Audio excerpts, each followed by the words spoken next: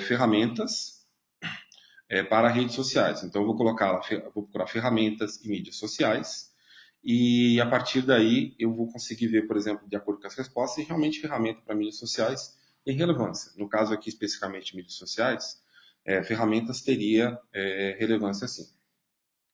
A experiência, por exemplo, já estaria alguns conteúdos meio genéricos, eu vejo que experiência não é para levar. No momento aqui, ainda é uma análise mais subjetiva. Depois que você pegou essas palavras-chave, tem algumas outras, análises que você pode fazer. Você pode usar o planejador de palavras-chave do AdWords. Alguém acabou de perguntar aqui do AdWords. É a próxima ferramenta que eu utilizo depois desse processo Tag Crowd. Na verdade, no AdWords, a gente pode colocar direto no nosso site aqui e pedir para o AdWords analisar. Porém, se o que a gente está trabalhando agora, no momento, o site que a gente está trabalhando no momento, ele não está bom, geralmente você fazer uma análise de um site que não está bom, você pode acabar tendo sugestões que não sejam ruins também. Então, eu prefiro fazer um brainstorm, que é o que eu falei lá atrás, pegar esse brainstorm dele, encontrar alguns artigos, alguns sites especializados, copiar artigos deles aqui, fazer uma nuvem de palavras, dessa nuvem de palavras, junto com as palavras do brainstorm, fazer uma lista de palavras e jogar essas palavras aqui no AdWords.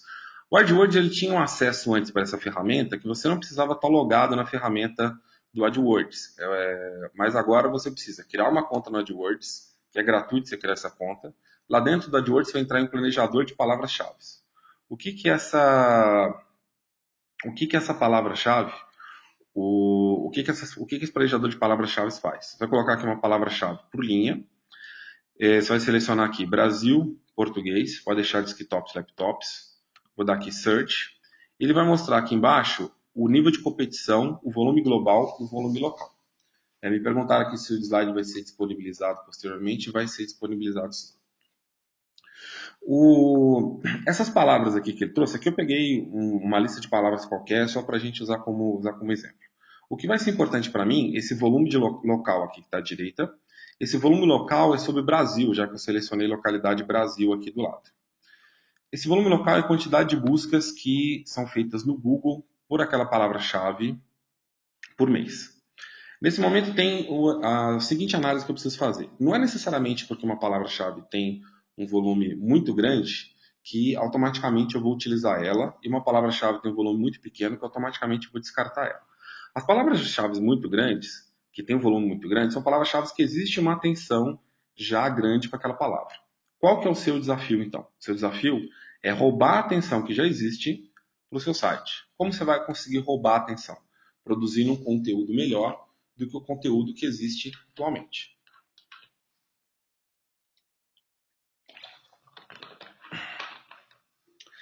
Então, quer dizer, não adianta você escrever qualquer artigo e pensar assim, tem muito volume de busca, eu vou me dar super bem aqui com essa palavra. Não funciona assim. Você tem que olhar o que já escreveram e escrever um conteúdo ainda melhor. Muita gente pergunta uma série de coisas sobre otimização de mecanismos de busca. A mais importante, e a que funciona desde que o Google foi lançado até hoje, é você escrever o melhor artigo possível. Eu já tive vários artigos que ficaram em primeiro lugar numa busca durante anos consecutivos, 2, 3 anos consecutivos, e eram coisas muito buscadas. Então, um exemplo de 2 artigos que ficaram 2, 3 anos em primeiro lugar no topo das buscas. Um era o que é Twitter, como usar o Twitter, o outro foi o que era Foursquare, como usar o Foursquare. São 2 artigos meus que receberam, assim, literalmente centenas de milhares de visitas em cada ano e eles ficaram lá no topo das buscas muito tempo. E eram artigos que muita gente estava escrevendo artigos similares. Por que eles ficaram ali no topo das buscas? Não é só pela quantidade de links recebidos, tanto que hoje outros textos que eu escrevo sem esse tipo de cuidado, eles não ficam em primeiro lugar, mesmo meu site ainda tendo uma quantidade muito grande de links apontando para ele. Esses textos, do caso do Twitter e do Foursquare, quando eu fui escrever esses textos, eu tive o cuidado de procurar por Foursquare, por Twitter, e ver as sugestões de palavra que a ferramenta do AdWords me dava, e olhar as buscas que as pessoas faziam e escrever sobre todos esses assuntos. Então eu percebia lá que as pessoas tinham dúvidas sobre o que era Twitter, sobre como integrava Twitter com o Facebook, sobre como usava, se era possível usar MSN para integrar com Twitter, como integrava Twitter com o celular, como onde eu achava o aplicativo do Twitter para Android. Então tinha lá uma lista de coisas que as pessoas estavam procurando e eu escrevi um artigo estruturado, abrangendo todos esses pontos. Então eu vi que tinha dúvidas de integração, tinha dúvidas de como pessoas usarem, dúvidas de como empresas usarem, dúvidas de aplicativos. Então eu fiz um artigo onde tinha sessões onde abrangia todo esse conteúdo e respondia todas essas dúvidas. Quer dizer, existia muita competição, eu procurei escrever um artigo melhor do que os outros artigos que existiam, e por conta disso eu fiquei muito tempo em primeiro lugar. Então, quando aparece aqui um volume muito grande, você tem uma vantagem que existe muito interesse, mas você tem um desafio que eu preciso roubar atenção. Para roubar atenção, eu tenho que produzir um conteúdo melhor. Quando aparece aqui um volume de buscas pequeno, não necessariamente significa que você tem que, no local, não significa necessariamente que você tem que desistir dessa palavra-chave. Existe um volume. O Keyword Planner tem um visual diferente mesmo, pessoal. Quem está estranhando aqui, esse print screen aqui não está 100% atualizado e o Google muda a cada 2, 3 meses, ele muda totalmente as telas dele. Então, por isso que está um pouco diferente para vocês, mas basicamente vocês têm as mesmas opções aí. Quando a palavra-chave aparece com um volume pequeno, significa que existe pouca disputa, mas não significa necessariamente por isso que você tem que descartar. Se você sabe escrever alguma coisa relevante por ela, você tem um trabalho aí que é despertar atenção. E aí que entra a importância hoje das redes sociais no seu trabalho de divulgação de um site, de um blog. Nas redes sociais, se você conseguir chamar atenção, você consegue pegar uma audiência que está interessada em outro assunto e trazer essa audiência para um assunto que você está escrevendo, desde que esse texto seja bem escrito. Então, uma palavra-chave que tem uma audiência baixa, você sabe que você continua tendo que escrever bem escrito, só que você vai ter que chamar atenção. Não existe uma atenção natural para aquele assunto. Então, você pode tentar inserir dentro desse texto algumas coisas divertidas, engraçadas, curiosas, e aí o título que você vai escolher vai muito mais para aquela linha, talvez, do engraçadinho do que do informativo. Porque num primeiro momento não vai ter muitas buscas, mas você tem que chamar a atenção das pessoas na timeline quando esse texto estiver rolando no Twitter, no Facebook ou em outra rede que você vai estar utilizando. Uma pergunta que fizeram aqui, se é mais importante a palavra-chave no título ou no corpo do texto. A palavra-chave da busca, se o volume for muito grande, é importante ter ela no título.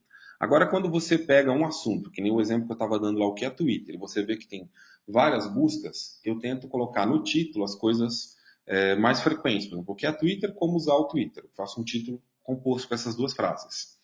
Os outros assuntos, eu vou colocando eles em subtítulos. As coisas ainda menos importantes, as outras coisas que aparecem com volume grande de busca, que eu não consegui colocar em subtítulos, eu escrevo dentro do parágrafo e coloco em negrito. Então eu tento inserir todas as palavras-chave relacionadas ao assunto dentro do mesmo artigo.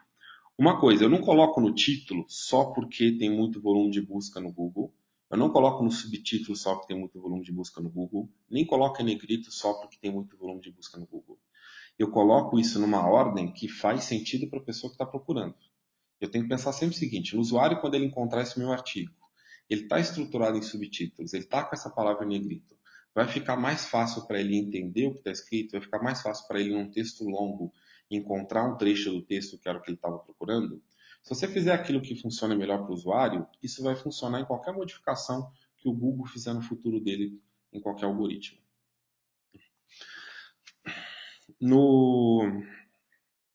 Eu estou falando muito de Google aqui porque o volume, bizarramente, de busca ainda é do Google. Só que essas dicas que eu estou dando, elas vão funcionar para você também, para Bing, para Yahoo, apesar de que não, o volume maior de busca que vem do, ainda é do Google hoje em dia. Outra coisa que perguntaram se procurar muita palavra-chave não tira a naturalidade do texto. Se vai ficar esquisito você encaixar a palavra-chave no texto, não coloca. A pessoa vai se sentir incomodada quando está lendo, vai desistir de ler o seu artigo e vai ler o artigo de outra pessoa. As palavras-chave são para ajudar, não para atrapalhar a sua postagem efetivamente. Tags eu vou falar um pouquinho mais para frente sobre tags, Bruno, tá? Só um pouquinho aí. Então vamos continuar aqui. Então falei sobre o volume local de buscas, o que fazer quando é um volume alto, né? Tentar fazer um texto melhor para roubar a atenção. Quando é um volume baixo, tentar ter alguma coisa divertida ou curiosa no texto para criar atenção. Uma outra coisa importante aqui é o volume de competição.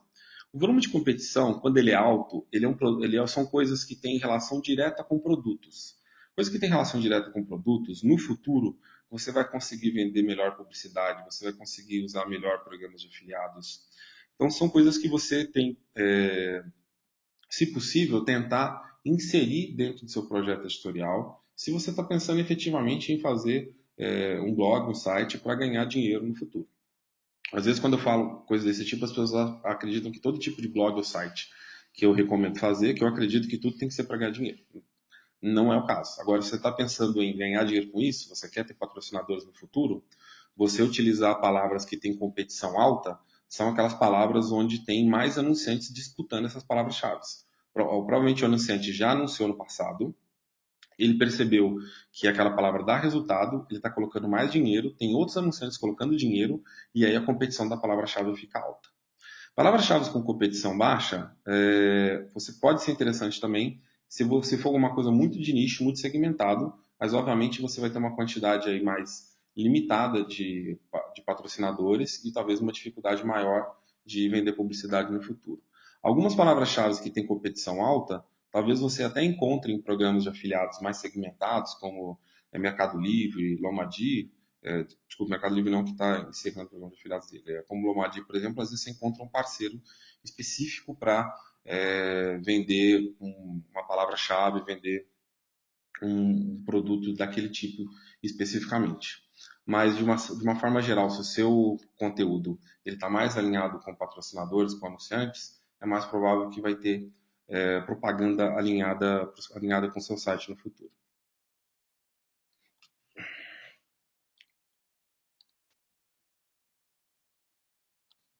Me perguntaram se vale a pena o blogueiro investir em AdWords como divulgação do blog. Não, não vale a pena. Você vai ter um custo muito alto. E o AdWords, ele tem um foco muito dele, na verdade, quando as pessoas clicam muito mais em AdWords quando elas estão pensando em comprar, adquirir alguma coisa. Existe uma chance, além de você não gastar muito para conquistar essa audiência, ser uma audiência que está frustrada. Ela já sabe identificar um link que é patrocinado, ela espera muitas vezes ver do outro lado alguma coisa que está sendo comprada. Então, você talvez vai frustrar esse cara. E se você for muito específico, falar, leia aqui, conheça esse blog, você vai ter uma quantidade muito grande de cliques, porque o cara está vendo que é gratuito. Quando você conseguir fazer um trabalho bacana de parcerias e palavras-chave, talvez você consiga mais audiência até do que efetivamente pagando. Me perguntaram aqui sobre sobre o PageRank, no caso, né, que o Keyword Tag ajuda a aumentar o PageRank. Meu site tem muito acesso, mas mesmo assim tem PageRank baixo que pode estar acontecendo. O PageRank, a medida principal do PageRank é você ter muitos links apontando para o seu site. Para ter muitos links apontando para o seu site, é importante você divulgar bastante redes sociais e ter um bom relacionamento, boa parceria com outros blogs, outros produtores de site. O importante é Outra coisa muito importante é que essa geração de links ela seja natural e espontânea. Eu vou falar um pouquinho mais para frente de influenciadores, de como vocês descobrirem esses parceiros para você colocarem as palavras-chave corretas.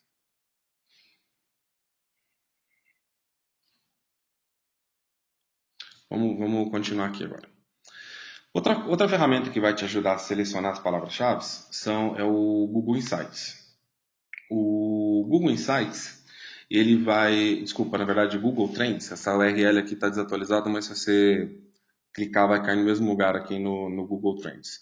O Google Trends ele permite você fazer algumas avaliações com palavras-chave. Aqui eu estou usando para comparar 3 palavras que são sinônimas no Brasil nos últimos 12 meses. O que eu consigo verificar daqui? Primeira coisa, de 3 palavras sinônimas, eu consigo verificar qual delas tem volume maior. Posso comparar o volume entre essas palavras. Eu consigo comparar também sazonalidade. Aqui vocês vão ver aqui que a aipim, mandioca e macaxeira tem um volume maior no meio do ano, provavelmente por conta de festa junina, onde fazem muitas receitas com mandioca. Né? Se você for olhar palavras-chave relacionadas, aqui embaixo é o bolo de aipim, etc. Geralmente são receitas relacionadas a essas palavras. Né? Então você consegue ver sazonalidade, você tem uma época do ano que você deveria concentrar mais textos relacionados àquelas palavras. Na dúvida entre usar 3 palavras, qual palavra que é mais popular? Uma outra coisa importante é sobre a categoria aqui. Se eu mudar essa categoria para gastronomia, vocês vão ver que aipim, mandioca e macaxeira eles vão quase para o mesmo nível. Se eu mudar aqui para agronomia, fica basicamente só mandioca. Ou seja, dependendo do segmento de mercado que você está produzindo conteúdo, vale mais a pena às vezes uma palavra-chave ou outra. Então o número que aparece aqui no AdWords, no planejador, não é basicamente o número definitivo. Aquele número é o número geral de busca sobre aquela palavra. E às vezes, uma categoria específica, esse número pode ser modificado. Outra coisa também é regionalidade. Se seu público maior é de uma região específica, você usar, às vezes, uma palavra ou outra pode ter mais sentido. Né? No caso, a aipim tem mais concentração numa parte do sudeste, numa parte do nordeste. Mandioca mais na região centro-oeste, região sul. Macaxeira mais na região norte, nordeste do país. Então, dependendo do foco do seu público-alvo, uma região específica do país pode ser uma palavra mais interessante ou outra. Então, aqui no Google Trends, você consegue analisar regionalidade, comparar palavras-chave sinônimas, analisar sazonalidade e verificar a fluência dela por categoria. Vou ver algumas perguntas que tem aqui. Agora está na moda divulgar melhor um post nas redes sociais. Você acha recurso interessante ou ainda a audiência orgânica melhor? Na minha opinião, a audiência de redes sociais ela é orgânica. Você divulga nas redes sociais, as pessoas se acharem interessante, elas vão compartilhar com seus amigos e isso vai começar a gerar tráfego orgânico para você de pessoas que se interessaram. Você encontrando uma audiência inicial que é interessada no assunto, essa audiência vai propagar de forma organicamente. Então, na verdade, você tem várias ferramentas, não tem por que você deixar de usar ou focar. Também não sou a favor de você focar só em redes sociais, você tem que usar tudo que você tem à disposição. Pessoal perguntando, pessoal, quem tenta pagar para ser linkado é para aumentar o PageRank. Sim, é para pagar. O pessoal tenta, cassino, né, tenta pagar para ser linkado para aumentar o PageRank de forma artificial. É até uma questão interessante sobre essas. Né? Esses dias me perguntaram sobre post patrocinado, se a pessoa deve usar nofollow ou não. Eu sou a favor, olha, primeiro deixar bem claro assim, que o Google ele é contra esquemas artificiais de links e ele te recomenda, sempre que você vai colocar um link patrocinado, a utilizar nofollow para não inflar artificialmente o link de alguém. Eu sou a favor de, num post patrocinado, você não colocar o nofollow, fazer um link normal. Eu vou explicar por quê. Eu sou contra você fazer um post patrocinado só porque estão pagando. Já aconteceu para mim e talvez até alguém esteja ouvindo esse webinar pode confirmar. As pessoas querendo que eu faça post patrocinado sobre um assunto X e eu me negar a fazer porque é um assunto que eu não falaria normalmente no meu blog ou é um produto que eu não me sinto confortável em escrever um post patrocinado sobre esse produto.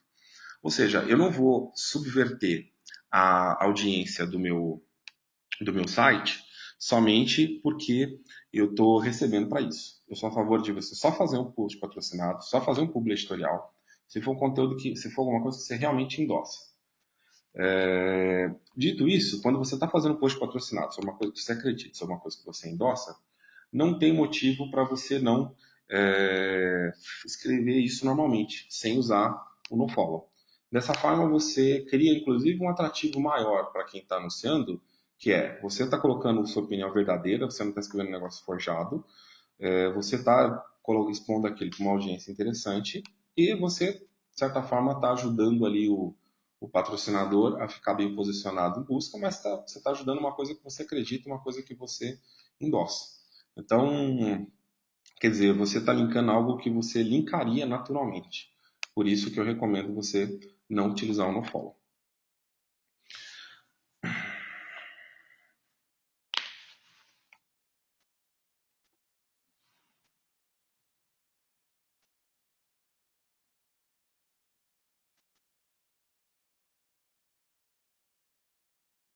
Eu vou avançar um pouquinho, que daí a gente já vai chegar em algumas. Tem muitas perguntas aqui agora começando sobre rede social, ainda nem cheguei na parte da rede social ainda.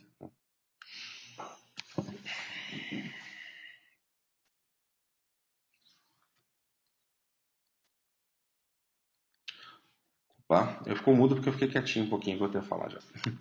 Vamos avançar um pouquinho e a gente tentar pegar pelo menos o conteúdo geral que estava previsto aqui. Uma vez que eu defini as palavras-chave, encontrei as principais palavras-chave, Eu acho interessante você fazer uma busca geral sobre o que estão falando sobre nas redes sociais sobre aqueles assuntos, para você escrever uma coisa mais ou menos alinhada com o que as pessoas estão falando. Às vezes a gente começa a escrever algo e a gente é muito fã, muito entendedor do assunto, e a gente escreve de própria cabeça, da nossa cabeça, esquece que existem outras pessoas escrevendo já sobre esse assunto há mais tempo. Quer dizer, já existem conversas acontecendo nas redes sociais sobre aquilo que você quer falar. É importante você entender como que está o nível dessas conversas. Se o nível está muito raso, você pode começar escrevendo sobre posts mais básicos, porque tem pouca gente disputando aquele conteúdo com você, e você já vai ser o conteúdo mais interessante e você vai desenvolvendo esse conteúdo, tornando ele mais complexo aos poucos. Se você percebe que já tem muito conteúdo básico, você entende muito sobre o assunto, você pode começar escrevendo já de uma forma mais intermediária para avançada. Às vezes as pessoas estão fazendo muitas perguntas sobre um assunto, você sabe qual é a resposta. Então entender qual que é a conversa que já existe, ela vai ajudar vocês a entender melhor como que você deve começar ali o seu conteúdo. Então, algumas ferramentas de busca aqui interessantes para você saber o que outros blogs estão escrevendo. Você tem a busca do Google mesmo aí de blogs, o Blog Search. Essa daqui também já mudou um pouquinho o layout. Essa barra aqui que está Web, Images, Maps, Vídeos, New Shopping, Blogs. Ela saiu aqui do lado esquerdo, ela foi aqui para o lado superior. Mas você continua tendo essas duas separações aqui, Homepage e Posts. Essa busca por Homepage ela vai mostrar blogs que tem essa palavra na página inicial. Em geral, quando você coloca aqui, por exemplo, mídias sociais, busca homepages, aparece na primeira página aqui blogs especializados em mídias sociais. Pode aparecer também blogs que escreveram sobre mídias sociais há pouco tempo. E quando você escreve posts, ele vai procurar posts quaisquer de mídias que falam em mídias sociais, em qualquer blog, não importa sobre o que é o assunto do blog, se ele tenha falado disso recentemente ou não. Então, a busca por post é interessante para saber o que estão escrevendo sobre o assunto. Sobre homepages já é interessante para você encontrar outros blogs especializados sobre o assunto. Aqui já é uma primeira pré-lista para você encontrar parceiros para o seu blog. Quem escreve sobre o mesmo assunto,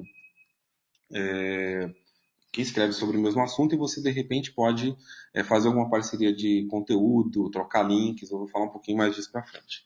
Por hora você vai fazer o seguinte, você vai anotar a lista de links aí, quem são esses blogs que escrevem aí sobre esse assunto, e a gente vai analisar esses blogs daqui a pouquinho. Se eu quiser saber o que estão escrevendo na verdade aqui tem que voltar um pouquinho, no YouTube ou no Twitter, você pode usar a própria busca do YouTube e do Twitter. Para blogs você tem essa busca, para Facebook você tem a ferramenta aqui Social Search. Todas as ferramentas que eu passei até agora são gratuitas, tá? Só para deixar claro. O Social Searcher ele permite você ver o que estão falando de um assunto em Twitter, Google+, Facebook e LinkedIn. Aqui a gente vai usar, no caso, para Facebook. Para Twitter, Google+, e LinkedIn, você tem as próprias buscas das ferramentas sociais. Né? Então, se você quiser saber o que estão falando sobre um assunto no Facebook, você pode vir aqui, clicar no Facebook, e você vai ver o que estão falando no Facebook. Obviamente, você só consegue ver conteúdos públicos. Né? O que são conteúdos públicos?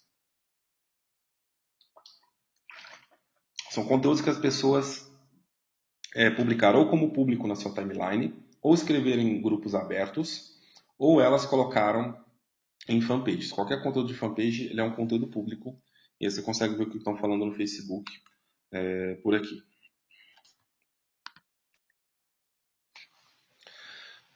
Eu já vou explicar direito como relaciona com parceiros. Segurem a ansiedadezinha aí. A gente encontrou ali pessoas que escrevem sobre o mesmo assunto em blog. Como é que você encontra pessoas que escrevem sobre o mesmo assunto no Twitter? No Twitter, a busca própria do Twitter vai mostrar o que as pessoas estão escrevendo sobre um assunto. Se eu quiser encontrar pessoas no Twitter, eu vou utilizar o Tweeps. Tem aqui 3 ferramentas, eu gosto mais do Tweeps.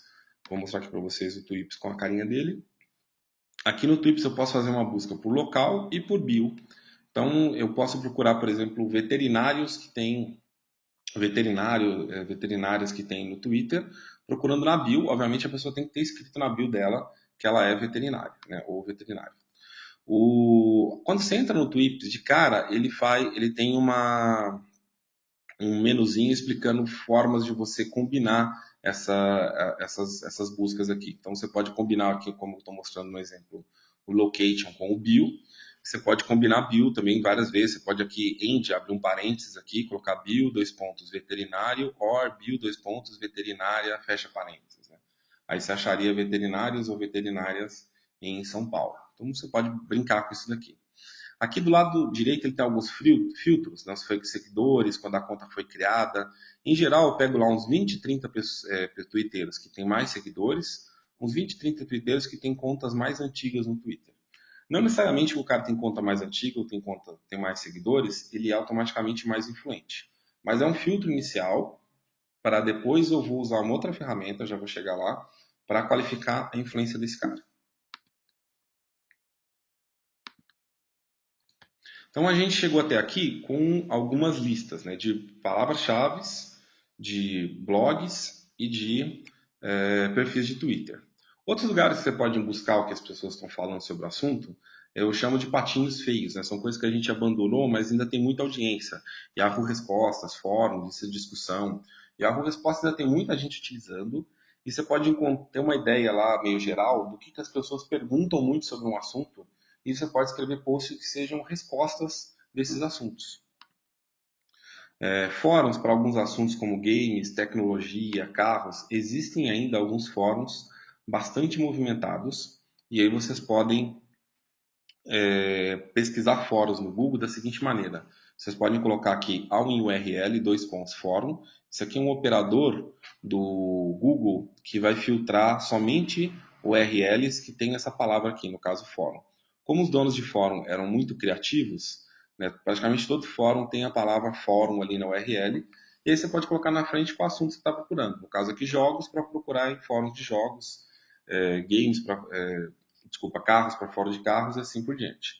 E aí no fórum, obviamente, você tem que entrar, ver se esse fórum ainda está movimentado, ainda é relevante, e é mais um lugar para você encontrar pautas e para você eventualmente divulgar seu conteúdo no futuro. Só tem que tomar um cuidado aí, tanto em Yahoo Resposta quanto fóruns, que se você criar uma conta e começar a divulgar imediatamente, você provavelmente vai ser expulso, vai ser bloqueado por spam.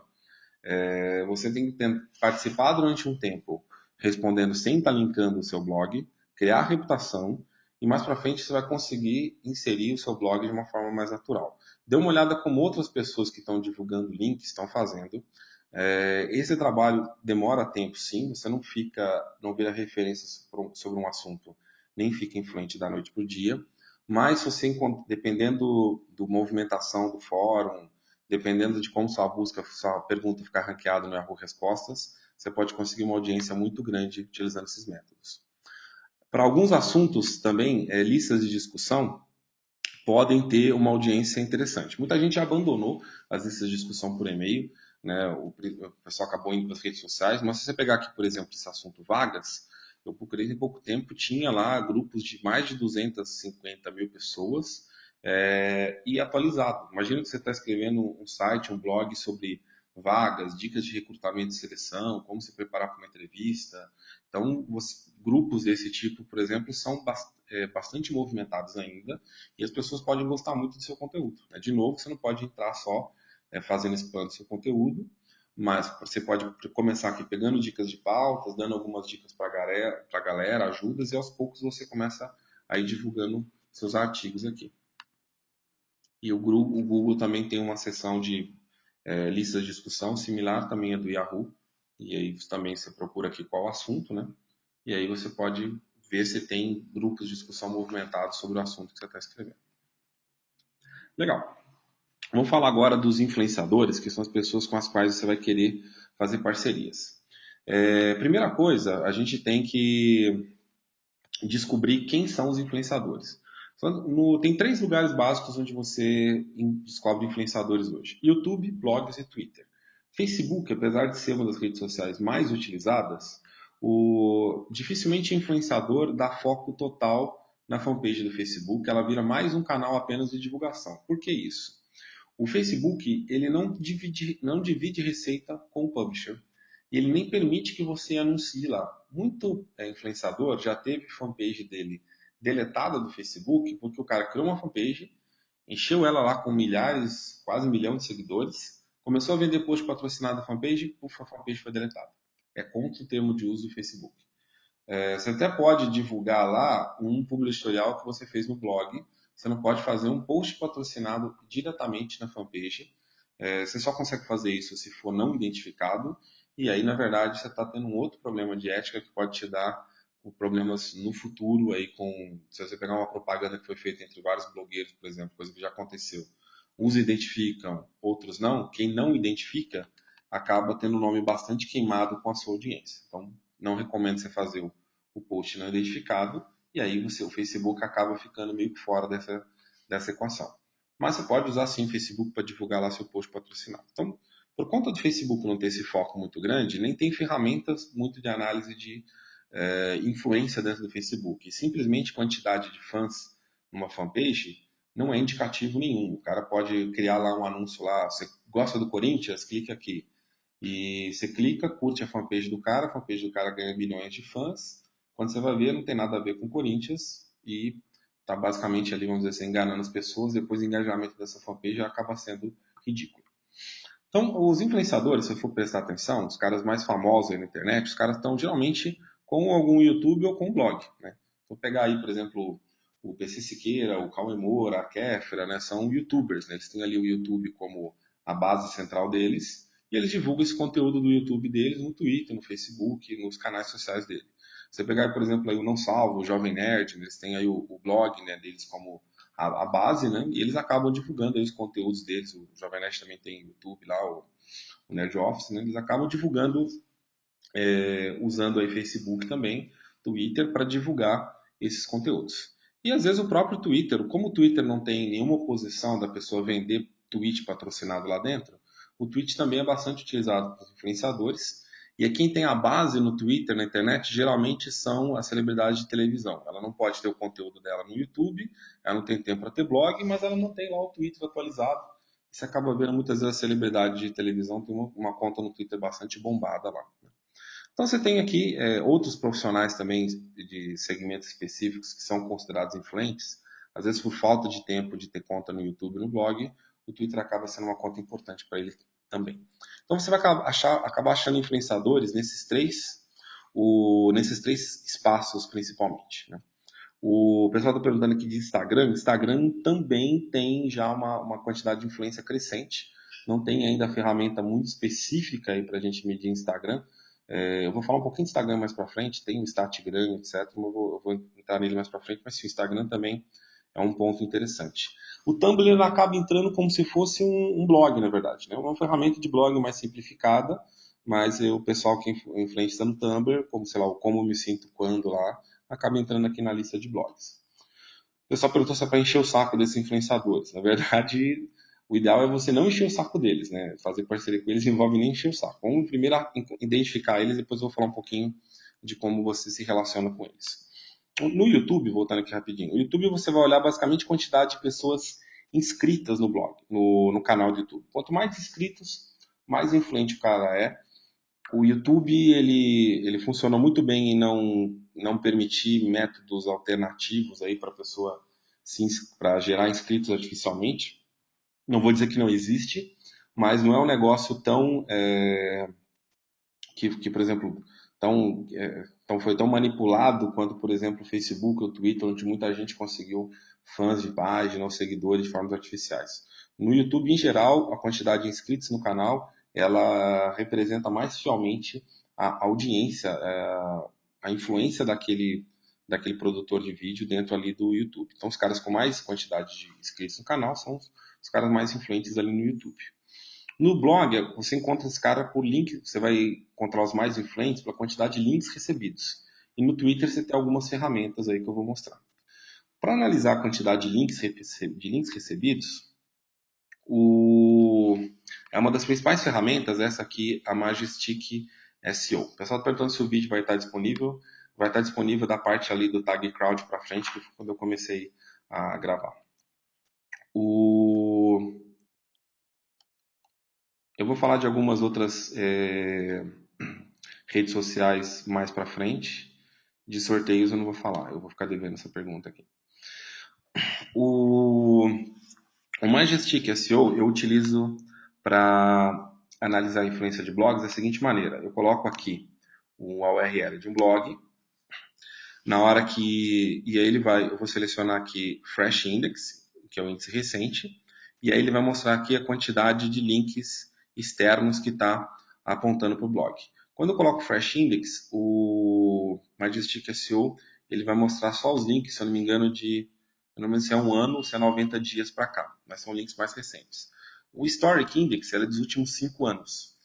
Quer dizer, são links que o cara conseguiu nos últimos 5 anos, o que não importa muito para a gente se ele conseguiu muitos links no passado, importa para a gente se ele é influente no presente, se ele ainda está conseguindo links, uma quantidade significativa de links hoje. Então a ideia é assim, todos aqueles blogs que vocês acharam na pesquisa do Blog Search, vocês vão testar um por um aqui, essa ferramenta é gratuita, e vocês vão ranquear ele por quantidade de links externos. Esses caras com mais links externos são os caras mais influentes, com menos links são os caras menos influentes. Aí você tem que você vai tentar, na verdade, trabalhar aí você já tem uma lista, né? Você pegou lá os blogs, achou um blog search, testou cada um deles aqui, veio quem tem mais quantidade de links externos, você encontrou quem são os caras mais influentes. Forma 1 de você trabalhar com influenciadores. Você utilizar eles como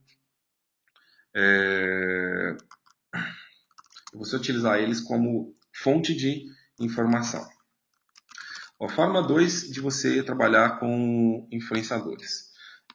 Você tentar produzir algum tipo de conteúdo com ele. Se o influenciador ele for muito grande, é um cara já, vamos dizer assim, muito famoso, que tem bastante repercussão, geralmente ele está saindo na mídia, outras pessoas entrevistam ele, uma forma que vai acabar sendo funcionar melhor de você interagir com esse influenciador é fazer uma entrevista com ele.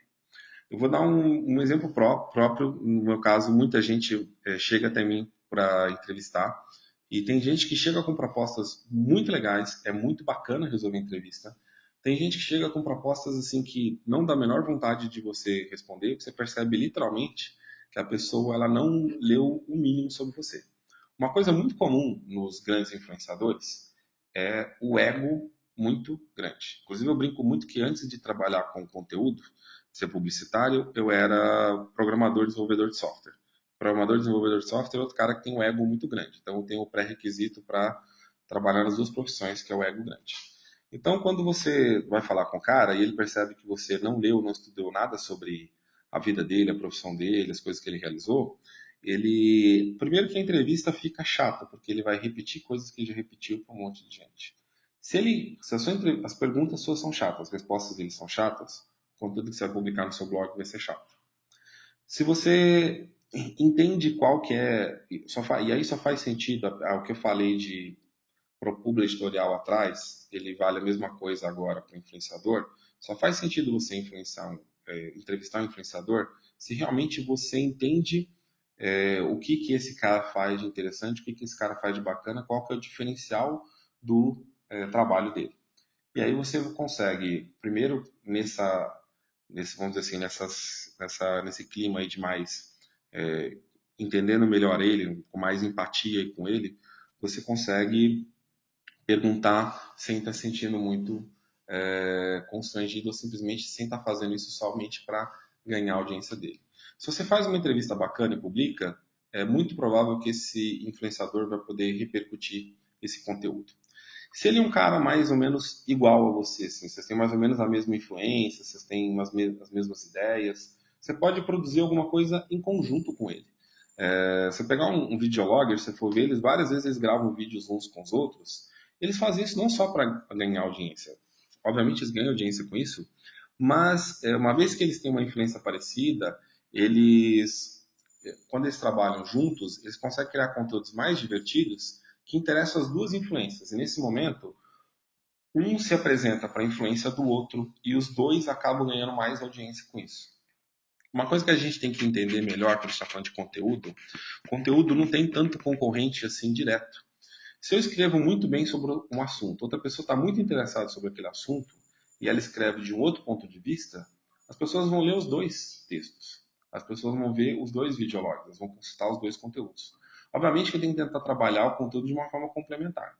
E aí, aquele ponto onde você escrever exatamente o que o outro escreveu é burrice. E blogs, geralmente blogs e videologs, geralmente como são conteúdos mais personalizados, são pontos de vista mais únicos, é difícil você ter uma concorrência direta. E aí produzir conteúdo junto é uma outra forma muito interessante. Se você consegue produzir conteúdos que interessam para outro cara, ele vai acabar eventualmente linkando você. Então, se aproximar dele com uma entrevista, com uma parceria para produzir conteúdo junto, uma oferta que você, por exemplo, te convidaram para fazer uma coisa legal e você acha que aquele cara ia curtir, pergunta, pô, você já convidaram o fulano de tal? Não, pô, se quiser, eu posso convidar ele também.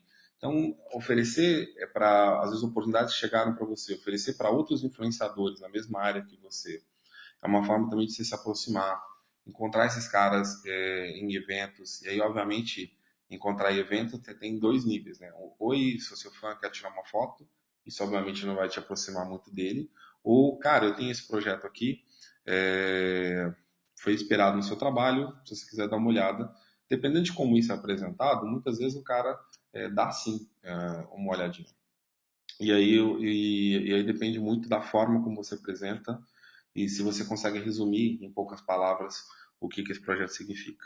Então, é um pouco de você, como alguém brincou atrás das perguntas, assim, encher o saco desses caras, mas tentar fazer isso de uma forma que não seja muito agressiva, muito intrusiva.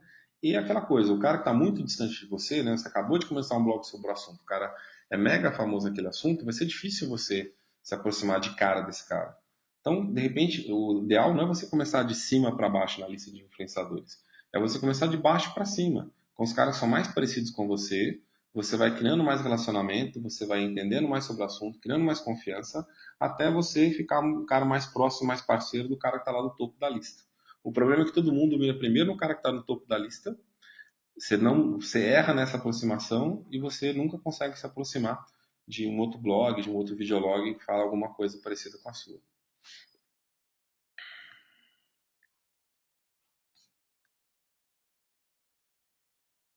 O pessoal fez algumas perguntas aqui, basicamente acho que eu já respondi aqui nesse texto. O pessoal falou que vai dar muita boa vontade dele, vai muita boa vontade do cara, e eu vou falar uma coisa pra você, a maioria deles são extrema boa vontade. Vou dar exemplo de três caras que direto eu tô com eles em evento, que a gente faz bastante coisa junto, o Cid Não Salvo, o PC Siqueira, o Cauê Moura. Eles interagem com muita gente no Twitter, pessoalmente eles dão atenção para muita gente, conversam, tiram foto, respondem as pessoas, comentam, responde o que elas comentaram no Instagram, no Twitter, obviamente depende. Às vezes o pessoal fala assim, mas eu já tentei falar com os caras, não consegui. Às vezes o cara tem lá 1.000 comentários, se você for ver que ele respondeu 20, 30, 40, 50, cara, ele deu atenção para muita gente. Obviamente você não chamou muita atenção ali, é por isso que você chegar nesse cara de cara, você fica muito parecido, no início, esse cara tá lá no topo, você fica muito com cara de fã e você não consegue chamar essa atenção de uma maneira tão bacana. Se você começa ali de baixo para cima e o conteúdo desse cara, o seu conteúdo chega recomendado para esses top influenciadores de vários lugares diferentes, eles dão uma atenção. O Cid, você vai ver basicamente no blog dele, está divulgando conteúdo de outras pessoas. Então, se muita gente recomendar, ele vai chegar lá no topo, ele vai acabar divulgando isso, e obviamente, se você fizer bastante relacionamento antes com outras pessoas, você vai conseguir fazer com que quando você chegar nele, você já chegue com mais recomendações. Então a gente até que respondeu aqui que eles são fofos aqui. Fizeram uma pergunta interessante aqui sobre o Google Plus, vou fazer um parênteses para falar sobre o Google Plus aqui. Que o Google Plus, hoje ele é a segunda rede social no Brasil com maior quantidade de pessoas inscritas. Em termos de utilização, se eu não me engano, ele cai lá para a quinta rede social. Hoje eu recomendo você ter o Google Plus, nem que seja para você repetir o que você está fazendo no Facebook, para você já se manter lá. E aí tem duas vantagens de você estar lá no Google Plus. Os seus conteúdos do Google Plus, se as pessoas forem dando mais um, ele vai melhorando nos mecanismos de busca, e aí obviamente é importante você ter o botãozinho de mais um lá no seu blog, assim como é importante você ter o botãozinho para compartilhar no Twitter, Facebook, LinkedIn. E quando você se identifica no Google Plus como autor de blog, você o seu conteúdo na busca, ele sai identificado como de autoria sua. Permite, não vou ter tempo de entrar aqui detalhadamente no Google Plus, mas procuram ferramentas de authorship, Google Plus, que você vai encontrar esse tipo de conteúdo. Dá para você fazer marcado Você pegar alguns caras, né, você procurar, por exemplo, conteúdo lá da agência Mestre, do Fábio Ricota, que escreve de SEO, você procurar seu conteúdo do meu blog, aparece com minha fotinha do lado. Então ele marca que aquele conteúdo é daquele autor no Google Plus. Isso é uma coisa interessante também que ajuda a destacar o seu conteúdo na busca. Então o mais um ajuda a posicionar seu conteúdo na busca e o authorship ajuda a destacar o seu conteúdo na busca.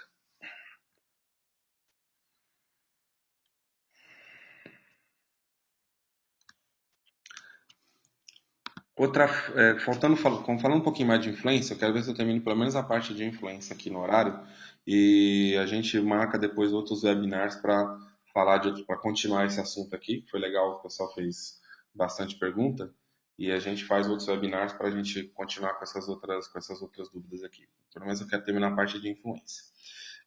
A gente achou as pessoas no Twitter lá com o Tweets. Eu falei para vocês fazerem aquelas listinhas entre os caras com mais seguidores e os caras com contas mais antigas. Essa lista de contas, eu vou pegar ela e vou jogar aqui no Cloud. E eu vou usar esse ranking do Cloud como análise de influência. O Cloud é uma ferramenta que ela foi muito criticada no passado.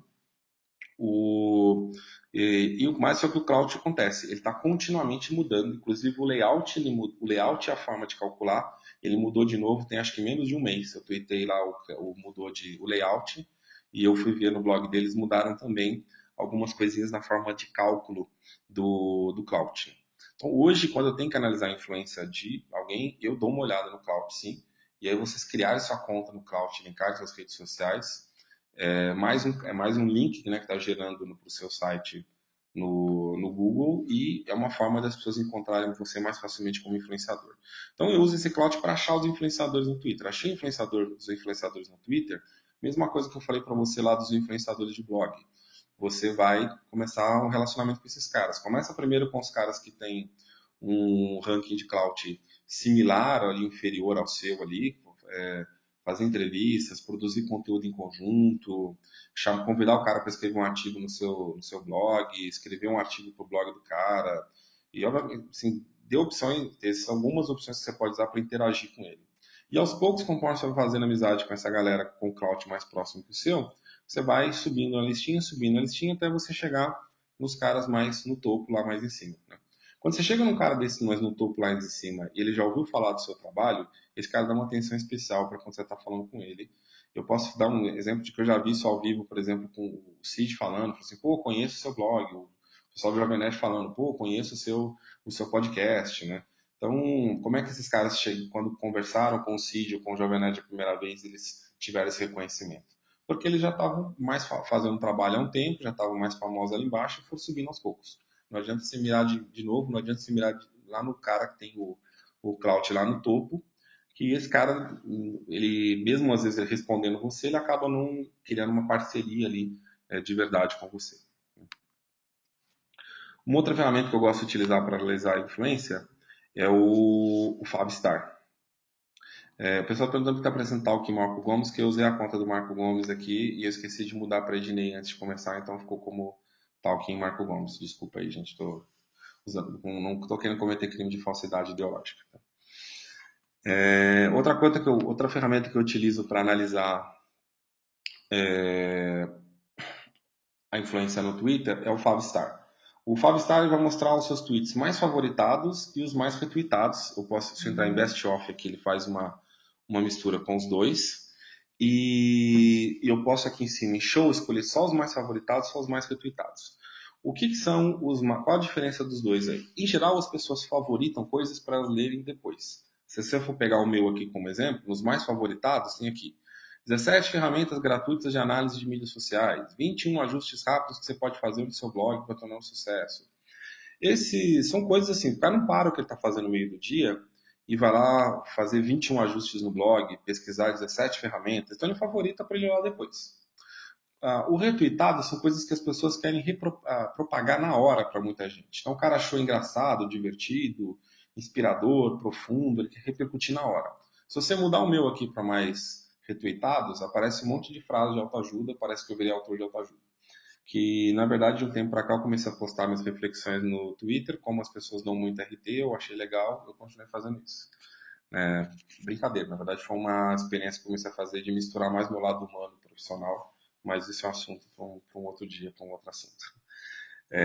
O mais favoritado, mais retweetado, te dá algumas ideias. Um, de coisas que ficam mais populares na rede. Dois, te ajuda a conhecer melhor um pouco aquele cara, sobre o que ele posta, o que ele faz com frequência. Eu uso isso mais para me aproximar de alguém do que efetivamente para copiar. Copiar o estilo de um cara, na verdade, dificilmente você vai conseguir ter o mesmo sucesso com ele, porque as pessoas gostam de quem tem uma personalidade única, uma personalidade mais marcante, mais diferente. Então, te dá ideia, sim, mas te ajuda muito mais a entender o que fez sucesso nele e talvez montar aquela, aquela entrevista um pouco mais profunda, mais personalizada, né? Por exemplo, você olhar os conteúdos que a pessoa está postando, você consegue fazer os conteúdos mais famosos, consegue fazer perguntas mais, às vezes, interessantes aí para elas, né?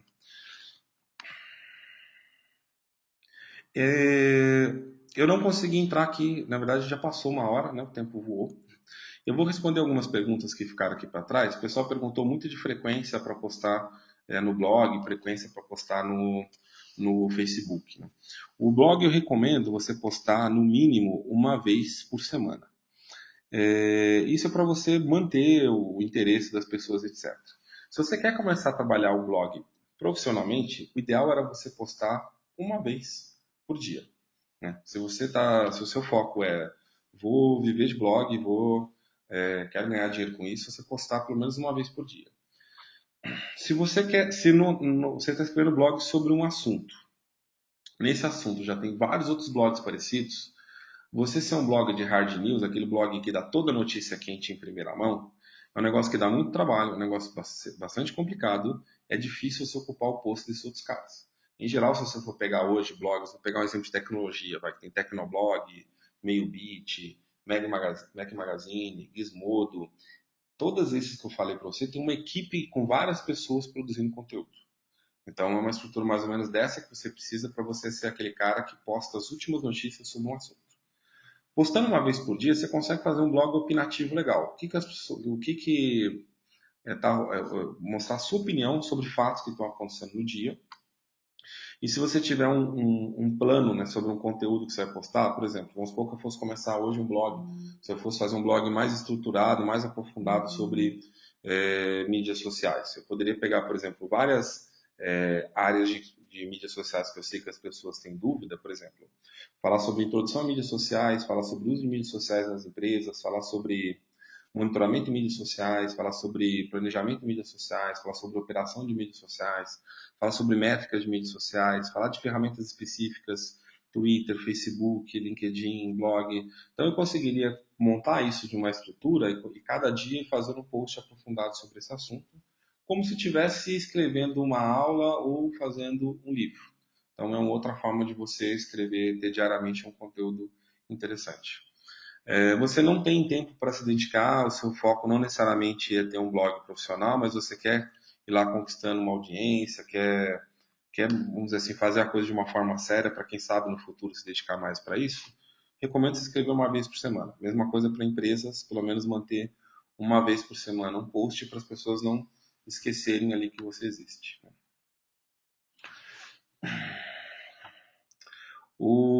Eu vou deixar o vídeo, eu estou gravando aqui, espero que tenha dado tudo certo com a gravação. Eu vou deixar o vídeo e o slide disponível para vocês. Felizmente já deu aqui uma hora que a gente está fazendo.